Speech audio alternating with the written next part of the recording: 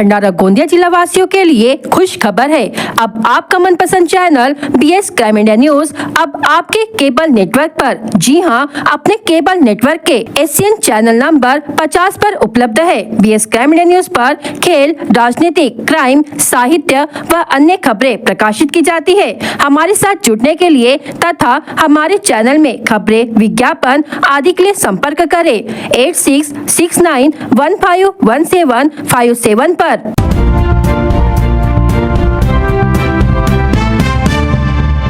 बीड जिला शल्य चिकित्सक डॉक्टर अशोक थोरात का जल्द होगा निलंबन। कोरोना काल के भ्रष्टाचार मामले में होगी कार्रवाई। आरोग्य मंत्री प्रकाश आबिटकर ने विधानसभा में दी जानकारी। जल्द ही निलंबन की प्रक्रिया होगी पूरी। बीड जिला शल्य चिकित्सक डॉक्टर अशोक थोरात को कोविड-19 महामारी के दौरान भ्रष्टाचार के आरोपों के चलते निलंबित कर दिया गया है। यह घोषणा महाराष्ट्र के स्वास्थ्य मंत्री प्रकाश आबिटकर ने विधानसभा में की, जहाँ विधायक नमिता मुंदडा ने इस मुद्दे को उठाया था। आरोप है कि डॉक्टर थोरात ने कोविड अवधि में दवाइयों की खरीदी में अनियमितताएं की, जिसके परिणाम स्वरूप उन्हें 3 महीने की विभागीय जांच के तहत निलंबित किया गया है। डॉक्टर अशोक थोरात पहले भी बीड के जिला शल्य चिकित्सक रह चुके हैं और उन पर पहले भी भ्रष्टाचार के आरोप लगे थे, जिसके बाद उनकी बदली नासिक कर दी गई थी। हालांकि बाद में उन्हें फिर से बीड में नियुक्त किया गया। स्वास्थ्य मंत्री ने आश्वासन दिया है कि 3 महीने की जांच अवधि के दौरान दोष सिद्ध होने पर उनके खिलाफ उचित कारवाई की जाएगी। जे सिव्हिल सर्जन आहे डॉक्टर अशोक थोरात यांच्याबद्दल आहे।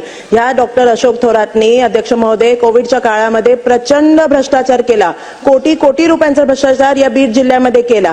भ्रष्टाचार झाल्यानंतर त्यांची चौकशी झाली। चौकशीसाठी तिकडे अहवाल आहे। मंत्री महोदयांच्या उत्तरामध्ये सुद्धा लिहिलेलं आहे की जी चौकशी झाली त्याच्यामध्ये ते दोषी सापडले होते। दोषी सापडल्यानंतर सुद्धा अध्यक्ष महोदय त्यांची बदली कुठेतरी मुंबईला नाशिकला करण्यात आली मोठ्या जागी। तिकडेही त्यांनी काय केलं आय डोंट नो, पण ते परत आता 2-3 महिन्याआधी परत जिकडे भ्रष्टाचार घडला बीड जिल्ह्यामध्ये परत त्यांची बदली बीड जिल्ह्यामध्ये सिव्हिल सर्जन मधून झाली। आता अध्यक्ष महोदय हे बरोबर आहे का? म्हणजे जिकडे एवढा प्रचंड भ्रष्टाचार त्यांनी केला त्यांना परत इकडे कसं आणलं गेलं? तर अध्यक्ष महोदय मला मंत्री महोदयांना 2-3 स्पेसिफिक प्रश्न आहेत। एक आहे जी चौकशी झाली ती चौकशी सखोलपणे तुम्ही कंप्लीट करणार आहात का? कंप्लीट झालं त्याचं टाइम फ्रेम काय असणार आणि ह्या व्यक्तीवरती तुम्ही गुन्हा दाखल करणार का? हा पहिला प्रश्न आहे। दुसरा प्रश्न आहे अध्यक्ष महोदय की आपण हे जी पूर्ण ह्या मनुष्याने सगळा खराबपणा म्हणजे आपल्या या बीड जिल्ह्यामध्ये केला आहे त्याच्यासाठी त्यांना तुम्ही सस्पेंड करणार का? कारण हे परत त्यांची बदली करून काही त्याचा उपयोग होत नाही। अध्यक्ष महोदय त्यांना सस्पेंड करायला पाहिजे, कारण जेव्हा कोविडच्या काळामध्ये अक्षरशः लोकांचा त्यांनी फायदा घेतला, जेव्हा लोकांना काहीच हे नव्हतं त्यांनी ऍडव्हान्टेज घेतला आणि एवढ्या प्रचंडपणे लोकांना त्रास झाला, जिल्ह्यातल्या लोकांवर अन्याय झाला त्यांना परत आणून, तर अध्यक्ष महोदय तुम्ही त्यांना सस्पेंड करणार का? ही माझी इकडे मागणी आहे आणि प्रश्न आहे। धन्यवाद।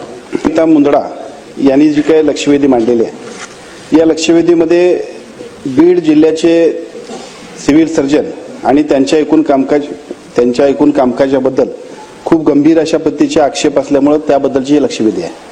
या लक्षवेधीच्या अनुषंगाने उत्तरामध्ये ज्या काय एकूण सगळे आम्ही मुद्दे घेतलेले आहेत त्या प्रत्येक मुद्द्यांमध्ये निश्चितपणाने याच्यातले सगळे दोष दिसत आहेत आणि हे दोष दिसत असल्यामुळं म्हणजे अगदी बीड यांनी सिव्हिल सर्जन बीड यांनी 84.74 कोटी रुपयाचा निधी वितरित झाला, त्याच्यानंतर 71.65 कोटी इतकीच रक्कम खर्च झाली।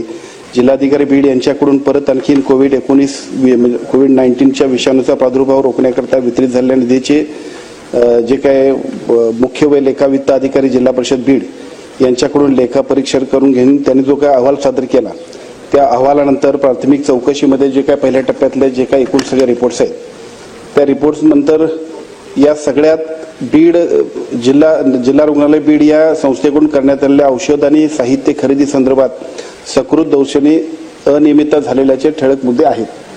त्याचबरोबर याच्यातल्या बऱ्याचशा गोष्टी अजूनही गंभीर आहेत की स्टरलाइट सर्जिकल त्याला सस्पेंड करणार आहेत की नाही तेवढं विचारलंय त्यांनी।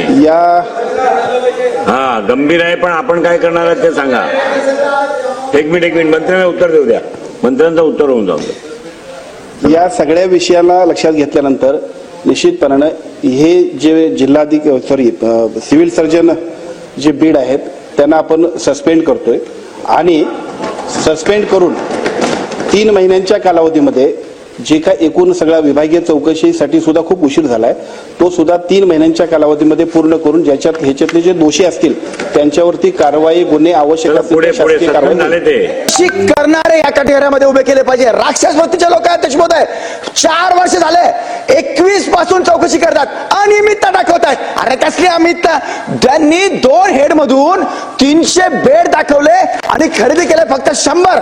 सगळे ऑक्सिजनचे प्लांट, डिझेल. आणि म्हणून ज्यांनी अगोदर चौकशी केली होती त्यांनी त्यांची चौकशी बरोबर केली नाही. तुमचे धन्यवाद, तुम्ही सस्पेंड केलं मंत्री महोदय.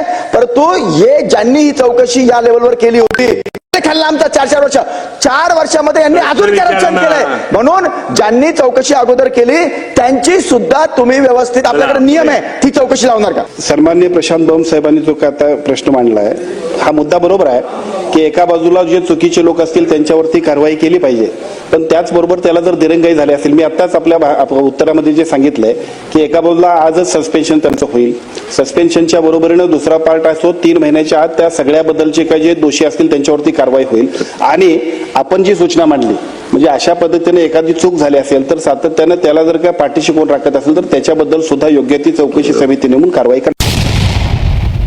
गोंदिया शहर से सटे चिस्टोला गांव के किसान रानू गौतम ने अपनी 3 एकड़ जमीन में मक्का की खेती की थी। फसल भी अच्छी तरह से तैयार हो रही थी, लेकिन गौतम की खेती जंगल के पास है, इसलिए जंगली जानवरों ने उनके खेत में घुसकर मक्का की फसल को बर्बाद कर दिया। इस वजह से उनकी तैयार फसल पूरी तरह से नष्ट हो गई। गौतम ने वन विभाग से शिकायत कर नुकसान की भरपाई की मांग की है। जिला परिषद सदस्य संजय टेम्भरे ने रानू गौतम के खेत का दौरा कर नुकसान का निरीक्षण किया और वन विभाग एवं राजस्व विभाग को निर्देश दिए कि किसान को उचित मुआवजा दिया जाए।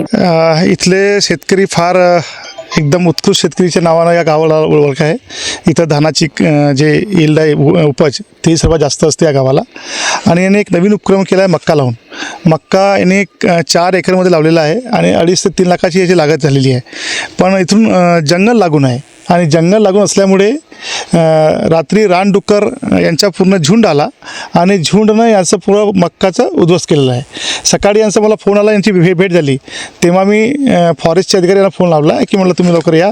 तलाठी महोदय पण आलेले आहे आणि सांगितलं की आपण तात्काळ करा. पण आमची फक्त मागणी एक वेळीच आहे की फॉरेस्ट विभागानं आपल्या जंगलामध्ये फळाचे झाडं लावले पाहिजे, आपल्या जंगलामध्ये पिण्याचे पाण्याची सोय केली पाहिजे आणि ते जे लागून गाव आहे त्यांना कुंपण केलं पाहिजे. आणि कुंपण हे सर्व करू शकत नाही तर मग सरकारने शेतकऱ्याला कमीत कमी 25,000 रुपये एकर या भावानं नुकसान भरपाई दिली पाहिजे.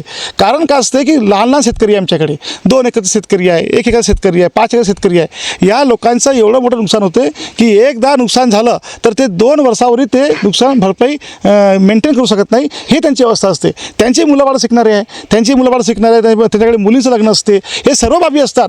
अशा सर्व बाबीमध्ये यांना एवढी अडचण असते, फार मोठी अडचण असते. वहीं दूसरी ओर गोंदिया जिले में कोई स्थानीय पालक मंत्री न होने के कारण वन विभाग को जंगल से सटे खेतों की सुरक्षा के लिए आवश्यक निधि नहीं मिलती। इस वजह से जंगली जानवर बड़ी संख्या में खेतों को नुकसान पहुंचाते हैं। यह समस्या केवल चिस्टोला गांव की नहीं है, बल्कि जंगल से सटे पांगड़ी और चुटिया गांव में भी यही स्थिति है, जहां जंगली जानवर खेतों में घुसकर फसलों को भारी नुकसान पहुंचा रहे हैं। जिला परिषद सदस्य संजय टेम्भरे ने वन विभाग से कृषि को जंगली जानवरों से बचाने के लिए ठोस कदम उठाने की मांग की है। रानू लालचंद गौतम सर, मी मक्याची लागवड यावर्षी 4 एकरला केली होती. त्यापैकी मला लागत मूल्य सुद्धा 2.5 ते 3 लाख रुपये आला आहे. आणि आता ऐन वेळेवर माझी फसल आल्यावर यांनी आज रात्रोरात्री कमीत कमी 2.5 ते 3 लाखाचा माझा लॉस केलेला आहे. मी याच्यासाठी आज सकाळीच आमचे नेते संजयजी टेंबरे यांच्या जवळ मदत मागायला गेलो. त्यांनी फॉरेस्ट डिपार्टमेंटला फोन लावला. फॉरेस्ट डिपार्टमेंटचे सरसुद्धा आले. त्यांनी सर्वप्रथम मला एक म्हणजे किचकट प्रोसेस सांगितली की सर्वप्रथम तलाठीकडून 7/12 वगैरे घ्या, त्याच्यानंतर ऑनलाईन करा, त्याच्यानंतर आम्ही पंचनामा करायला येऊ असे सांगितले. सर, माझा लागत मूल्य जितका आहे, एकरी कमीत कमी मला 1.5 ते 2 लाख रुपये खर्च आला होता. आता माझा प्रॉफिट कमीत कमी 3 लाखाचा होता, तो मला मिळाला पाहिजे. त्यांनी तर म्हटलं होतं की 10 ते 15 हजार देऊ अशी त्यांची वन विभागवाल्यांची मला दिसत आहे. राजस्व विभाग के अधिकारियों ने आश्वासन दिया है कि वे क्षतिग्रस्त फसल का पंचनामा कर उचित मुआवजा प्रदान करेंगे. यामध्ये वन्य प्राण्यांचे जो हे रानडुक्कर यांनी येऊन ह्या ज्या पीक आहे मका पीक आहे. त्या मका पिकाचं खूप मोठ्या प्रमाणात नुकसान केलेलं आहे आणि पिकाची पाहणी करण्यासाठी मी आलो आहे. आणि माझ्यापूर्वी वन विभागाचे अधिकारी येऊन गेलेले आहेत. त्यांनी याचा पंचनामा करण्यासाठी त्यांनी सांगितलं आहे. मी पण म्हणतो की वन विभागाला पंचनामा करायचा. त्याचप्रमाणे आम्ही आमच्या विभागाकडून जो काही मदत मिळत असेल, याच्यामध्ये असेल काही तरतूद, तर त्याप्रमाणे आपण याचा पंचनामा करून मदत देण्याचा आम्ही प्रयत्न करू. अगर वन विभाग ने जंगल से लगे खेतों की सुरक्षा के लिए जल्द कोई ठोस उपाय नहीं किए तो जिला परिषद सदस्य संजय टेमरे और किसानों ने तीव्र आंदोलन करने की चेतावनी दी है। भंडारा जिले का इतिहास देखा जाए तो यहाँ शांति स्थापित करने लोग सहयोग करते हैं। आगामी दिनों में अनेक त्योहार है, ऐसे में प्रत्येक धर्म जाति का सम्मान कर उत्सव मनाएं। सोशल मीडिया पर फैलाई जाने वाली अफवाहों पर विश्वास नहीं करें। अफवाहें फैलाने वाले व्यक्ति की जानकारी पुलिस विभाग को दे।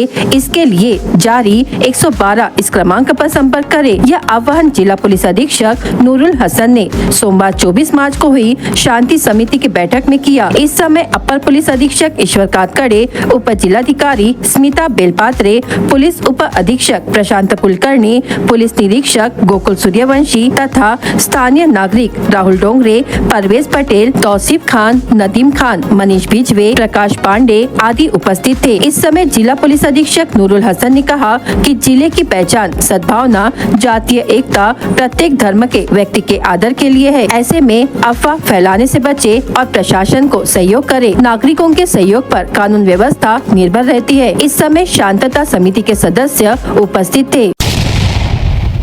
गौमांस बेच रहे आरोपी पर पुलिस ने कार्रवाई कर लगभग 100 किलो मांस जब्त किया। यह कार्रवाई 23 मार्च को तुमसर के दत्तात्रेय नगर में की गई। आरोपी का नाम तुमसर के दत्तात्रेय वार्ड येरली रोड निवासी इरफान हसन अली सैयद उम्र 45 वर्ष बताया गया है। इरफान सैयद यह गौवंशों की कत्ल कर उसका मांस बेचता था। इसकी जानकारी मिलते ही पुलिस ने आरोपी को पकड़कर उसके पास से 100 किलो गौ मांस, कुल्हाड़ी, लोहे की सुरी, एक इलेक्ट्रिक कांटा, ऐसे कुल 16,950 रुपए का सामान जब्त किया। गौ मांस के नमूने इकट्ठा कर पुलिस ने जांच के लिए भेज दिया, जबकि बचा हुआ मांस नष्ट किया गया। इस प्रकरण में पुलिस ने आरोपी पर धारा 325 भारतीय न्याय संहिता उपधारा 9(9)(अ) महाराष्ट्र जानवर संरक्षण अधिनियम 1976 के अनुसार कार्रवाई की गई। मामले की आगे की जाँच पुलिस कर रही है।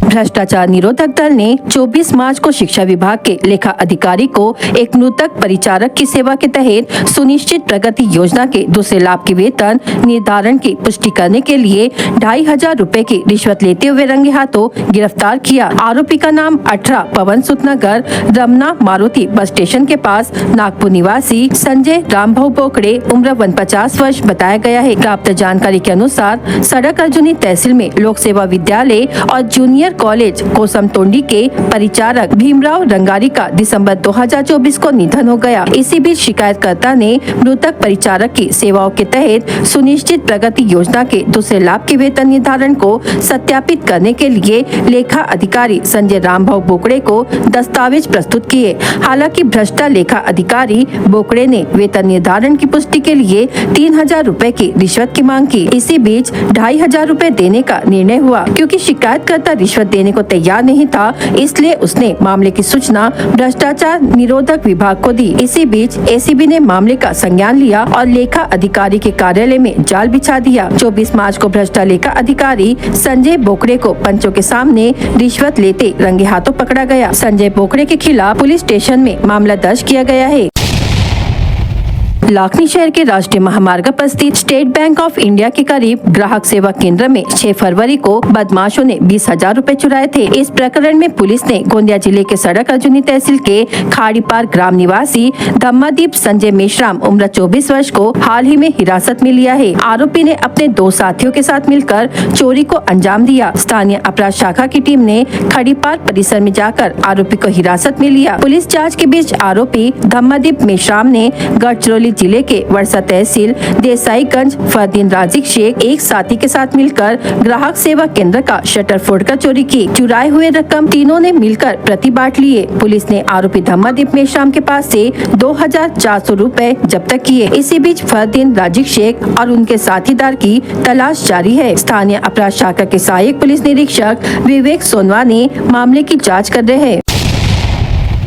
बीएस क्राइम इंडिया न्यूज आपके सामने पेश कर रहा है भंडारा क्राइम वारदात। हर जुर्म से हम आपको कराएंगे अवगत। आपके अपने चैनल पर रोजाना शाम 7 बजे, तो देखना ना भूलिए क्राइम वारदात। खेत में चारा लेने गए किसान पर जंगली जानवर ने हमला कर उसे घायल कर देने की घटना खरबी में घटी। घायल किसान का नाम देवदास भीवराम ढबाले, उम्र 46 वर्ष है। लाखनी तहसील के कन्हाल मोह में सड़क दुर्घटना में घायल व्यक्ति की इलाज के दौरान मृत्यु हो गई। मृतक का नाम संताजीवाड़ भंडारा निवासी धनराज पुरुषोत्तम नगरकर, उम्र 52 वर्ष है। शादी समारोह के दौरान एक कमरे में घुसकर गहने और नकदी चोरी करने वाले चोर को तुमसर पुलिस ने गिरफ्तार कर लिया। गिरफ्तार आरोपी का नाम तुमसर निवासी फाजिल आरिफ खान, उम्र 22 वर्ष है। शिकायत पर पुलिस ने मामला दर्ज किया है। अवैध रूप से गौवंश की हत्या कर उसके मांस की बिक्री करने वाले आरोपी के खिलाफ तुमसर पुलिस ने मामला दर्ज किया है। पुलिस ने तुमसर निवासी इरफान हसन अली सैयद, उम्र 45 वर्ष के पास से 16,950 मूल्य का सामान जब्त किया है। खेत के रास्ते को लेकर हुए विवाद में चचेरे भाई ने लकड़ी के डंडे से हमला कर गंभीर रूप से घायल कर दिया। घायल फरियादी का नाम कौलेवाड़ा निवासी सुभाष सुखदेव झलके है। पालंदू पुलिस थाने में मामला दर्ज किया गया है। सोशल मीडिया पर फोटो अपलोड कर और फोन के जरिए जान से मारने की धमकी देने की घटना करांडला में घटी। आरोपी पौनी निवासी देवेंद्र अंताराम पोहनकर ने फरियादी को सोशल मीडिया और फोन पर जान से मारने की धमकी दी। शिकायत पर लाखंदू पुलिस थाने में मामला दर्ज किया गया है। डोंगरी स्थित ओपन कास्ट मॉयल खदान में हुई मैग्नीज चोरी के मामले में फरार चल रहे 7वें आरोपी को गोबरवाही पुलिस ने नागपुर से गिरफ्तार कर लिया। गिरफ्तार आरोपी का नाम सिहोरा निवासी हेमंत सहादेव तुरकर, उम्र 45 वर्ष है। भंडारा जिला वासियों के लिए खुश खबर है, अब आपका मनपसंद channel BS crime India news अब आपके डायमंड केबल नेटवर्क पर। जी हाँ, अपने डायमंड केबल नेटवर्क के चैनल नंबर 94 पर उपलब्ध है।